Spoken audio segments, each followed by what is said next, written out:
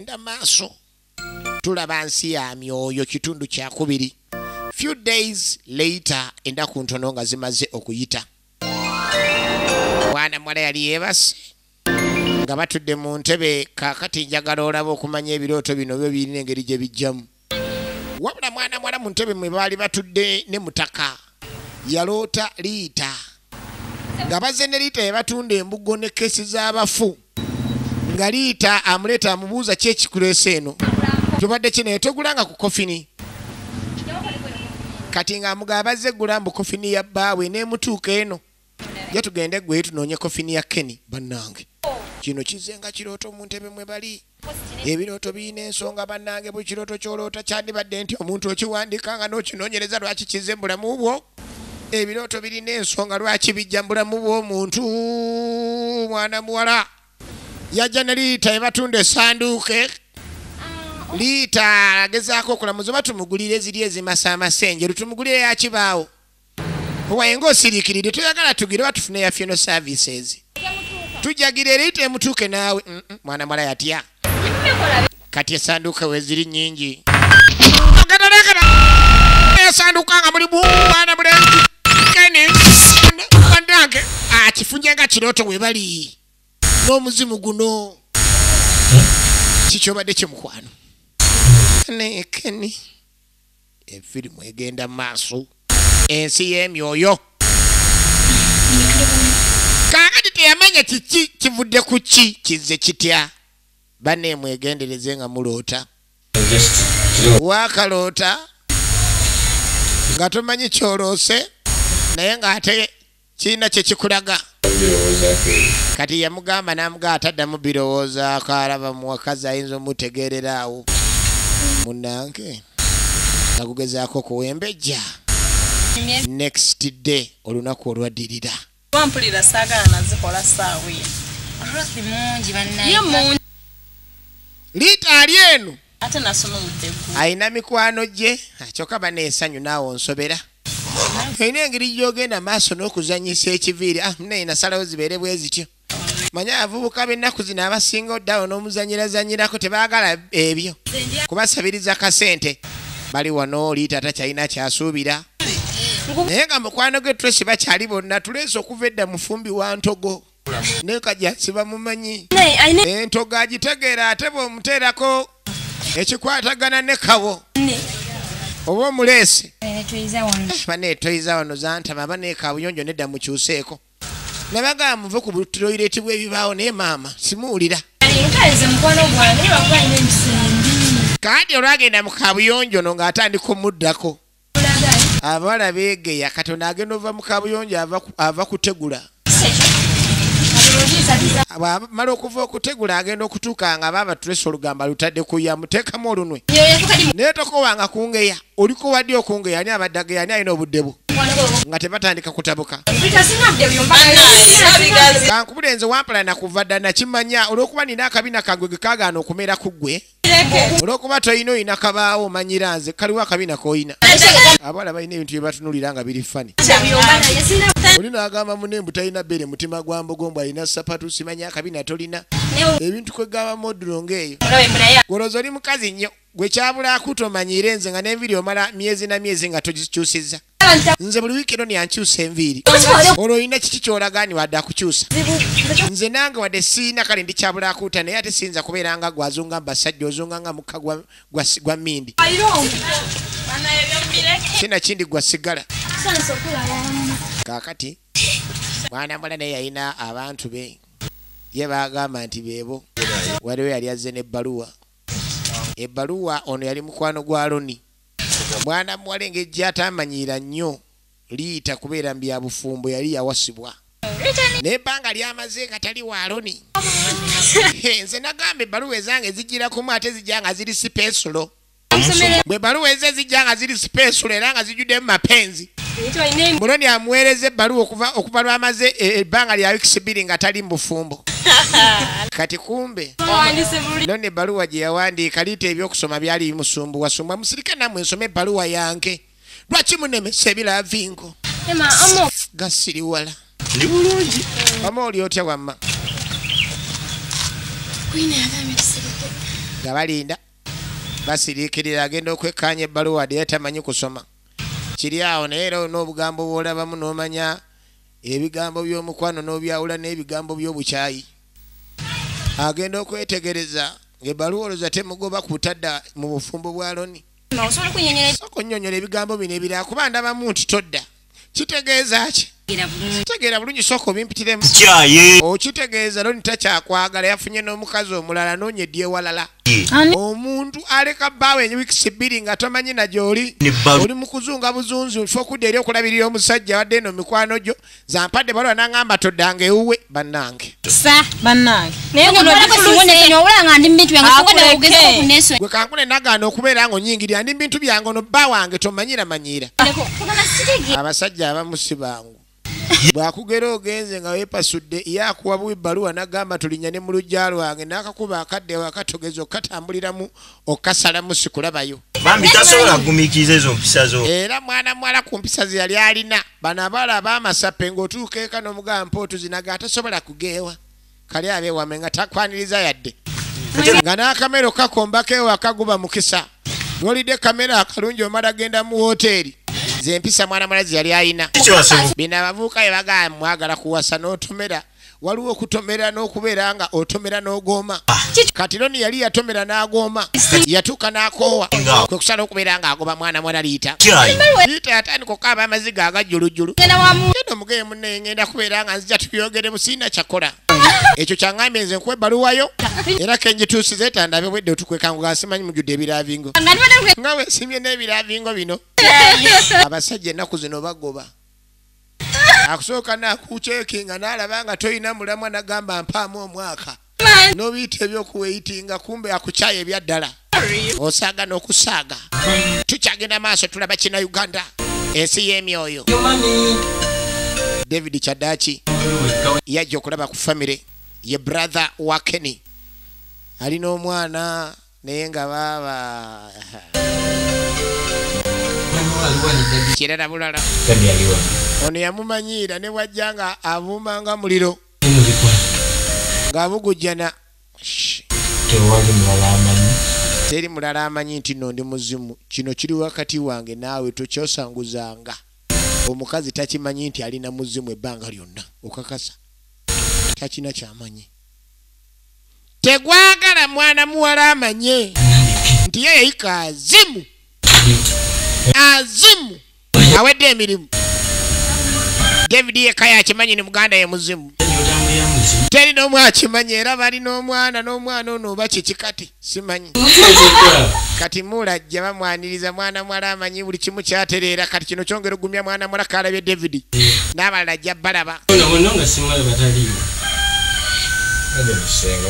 abadde mukugira ate nange mbadde eri mu kisenge kyokka bane baaba munange simanyi nakumanya banenga otukyaye ennyo munaye muula yabalala bonna simanyi oba mu kibuga obalabako ffe tuli eno muneetwadde eno ntebe kyokka tubalabako batresini abangadde eno okujjako nasemba kulaba liita kaakati baleeta emboozi ezo omuzimu teguzaagala omuzimu tigwagala mboozi zikwatagana n'abantu ba kibuga eri kuba tegwagala mukazi kumanya kigenda mu maaso era gutuula wakati obutakkiriza mboozi kutamwatamwa bannange omulabiridde naagejja bugezi labe ettama yenna olubuto kwegamba atandise takulirako masaka ate omunyiriza gulabiridde omukazi ekyo kyekyali kisinga kyeyali ayagala okudda ku nsakole bw'amala okimaliriza omubiri aguzeewo omusabo gye gwava then agende awumule emirembe kyeyasaba mu ssabo omwana mulenzi ono Kenny twagala okumanya wa gye biggwera ensi y'emyoyo n'agambye kitundu kyakubiri era okuva mu Silvers production the production is still beyond all the goddamn productions member we no video emboze yongere gwa makerenda ye nga ye David abesimisa jukira yogera nga alaga ni Kenny ye mulamu Kenny takiriza mukazi ono kwesukunda nga deno tozanyisa emizimu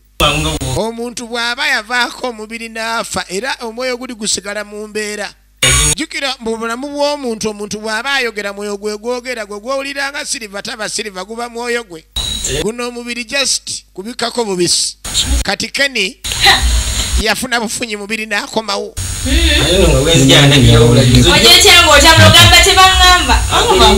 Nze bangamba nti no wagula n'emmotoka naye toyagala bitugamba ate bangamba wasa n'okuwasa banyumyanga bw'omanyi famire zitabagana nezinyumya waliwo ne famire zidonkaana naye famire eragaana ekwatagana efirimu egenda maaso nagamba saagala nga bakunyumirize nga bunyumiriza buli lwowulira ndi Kinauganda bitwale ndi kikulu firimu zaffe z'abaana baffe baawano nagamba mwana mulenzi ono bamuyita Mutumba Isaac so nga ate ono bamuyita T West oligiro nemuzi mwana mulema Kizera Prinsinsia omwana kyogamba mukuwe atagula ekiyitibwa ekikopo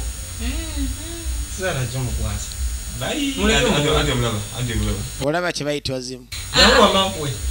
toyina woogambirani ogwo muzimu my friend tozanyisanga ebintu by'ensi eno bizibu emu tulina kubirekera Mukama Katonda tulabe na birabe kubanga aliwo ebintu ebikuyitirirako egutema bannange ono nzijjamu ekyenda yali azzeemu okutiitira engeri mutaka gy'ateme tatemanga bw'ati anyenyawunyenya mutwe David kino takirabanga n'omukazi gw'abeera naye tamanyi nti alina muzimu David yekka yayinza okimanya ni braza kabulazo yafa era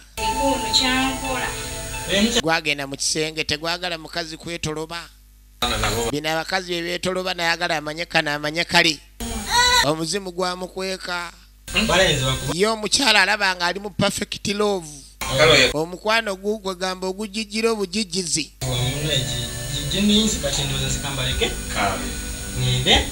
David ng'asalawo abasiibule agende era abalese babeere mirembe munnange ng'asalawo akwasa Ken remote gye otuninga Omuntu TV omanyi akasiriva akesawo munana kali kumpi kanjwe na baby ajja kutuninga bye baby bye ng'asalawo asiibula anko ne soko lindeko mukwano soko mundekere mula ino kuwerekera oguba gulaba buli wamu tujja kulabagana anja kusinkaganiranga bulijjo omuzimu gusigala n'omwana gweyagala kati tulengera Arabian City Limited eneba supermarket tulengera oluvannyuma eno batunda buli kalonda akola ku nviiri z'abakyala biki byonna nga bw'omanyi supermarket buli kimu kibeeramu omuzimu guno gwayagala nnyo okubeera nga gusanyusa ku mwana muwala ono kubanga jjukira gwali gumulaze mukwano laavu yali yakatandika mutaka ne bamusaanyaawo ekyamufunisa omubiri kwe kudda okubeera nga mwana muwala Salafina afuna kusanya eritalina alina era gwatandika okujja okubeera agumuleetako mu bufo obw'enjawulo mulaba abantu mu supermarket ne mulaba kapa ez'enjawulo n'ozeegomba naye weegomba kiki eno kapa ogumu muzimu omu muntu byaddala so kaakati tewemala geegombagomba oyinza okwegomba byebeegombagombamu edda ne bijja bikuzaalira eminyira watandika okulambula balambula gujja guleka ne guguleetera mwana mwala okufuna buli kimu kye yeetaaga ne mbadde njagala kali ka perfume okategedde aka Dubai yonna buli kimu ojja kifuna jjukira akoze akasente ate kampani ekyatambula omukwano mwana mwala gwalina gutonyanga mooli nagambye ene kutusiddwako Video Kings Uganda Filipo mwana w'abande era nga bulijjo nagambye bino Uganda bina tugenda kubeera nga tubyota buliro okuva mu Silvers Production we are still beyond all the goddamn productions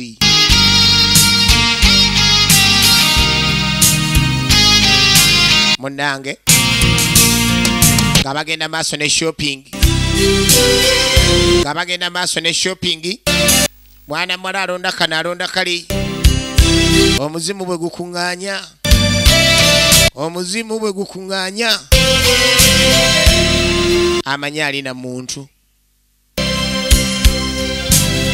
era bw'oba olina omuntu omuneemukeberekebere osooke weetegereza engeri gy'ava ewaka kuba gw'omuzimu tiguvaawo nga muntu gupasuka bupasusi nga bakola shopping eya buli kika esente Ken yali alina mwana muwala awulira mbutuufu omukwano gwe gugenze wala yenna ajjudde esantiri naye ng'esantiri lyonna lyonna tamanyi nti alitadde ku muzimu.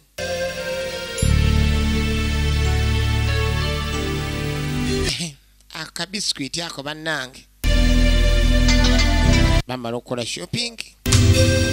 mwana muwala alina bwe yeetaaga bajja wano kati gira osasula kansooke nfulumeko wali eweeru then nsooke ndabe engeri gye nfuna ebiyigo then nja kukomawo naye nkulaba ng'afuluma afuna ebiyigo omuzimu gusigala guba ne ssente gwagala okusasulayo abayinini eno kapo baneene malangifuna okiraba otya naye balina kapo babeegomba mutaka asigadde munda mwana mwala avaayo mu supermarket ajafune wayinza okojowa banga dene mikwano gye tegimulaba tugenda olengera Tracy naye ajja mu kifo kyekimu mwana muwala wali wenyini mwana muwala ono Tracy ali kasimu abuuza supermarket ane katonda wange najalengera Sarafina Bass ane nga mubuze ane mwana go banene munkyabwe mutyo kati nno bali babulankanye ine bane naye bwastamufunanga kasende mugezaako kunoonya kubana mbane soko kanyongera akafuba bali mukuwa bufuba nange nekeni tukatule kakati mwana mwala agamba ndi ne Kenny ono abikubawo nti Kenny bwe yafa gwe n'osalawo ekweke kati gwagamba ndi Kenny yafuna abadde ne Kenny emyaka gyonna eno Kenny gwe twali naye okuvira tomujjukira nti Kenny yafa Kenny twamuziika dda kati ongamba otya nti Kenny oli naye Kenny yennyini nkugambye embeera naye tusula ffenna tulina abafumbo tulina n'omwana guno olabika wagwe ddala okuva Kenny lwe yafa bulire ebintu batandika okunyumya bano bamanyi Kenny bamuziika kyokka n'agamba abeera naye gezaako okubeera ng'ontegera Kenny gw'ogamba ali ne mu supermarket eno twazze ffenna tugule ebintu gw'ogamba nti Kenny yafa oli musirusiru oba oli mulalu totegera ogudde eddalu golabika gwe mulalu Kenny gwe twazika ne ndaba n'ebijja bye twamuziika wali ewaabwe Kabaale kaakati mwana muwala takikkiriza wano waliwo confusion between two people era Tracy kyayogera akikakasa akirabako n'amaaso ge abiri noono tolina bw'omugamba nti kituufu kubanga Kenny asula naye everyday and then namuga alindako ogenda mulaba agenda fuluma mu supermarket ogenda mulaba goboloza nkulimba gundi goleka osana twala butabika omuntu kireka we yafa n'ogwa eddalu kiriza lindako wuuyo Kenny kati bonnanga agenda omumulaga Kenny wuno avaayo Kenny wuuyo mulabe mwana muwala agenda okulengera ekifaananyi kya Kenny n'akiraba jukira omuzimu gwali tegunnabaggira ono yazirika buzirisi omuzimu ne gubula omulundi gumu tegwagala gutegeera mwana muwala naye n'azirika yali bulijjo amanyi abeera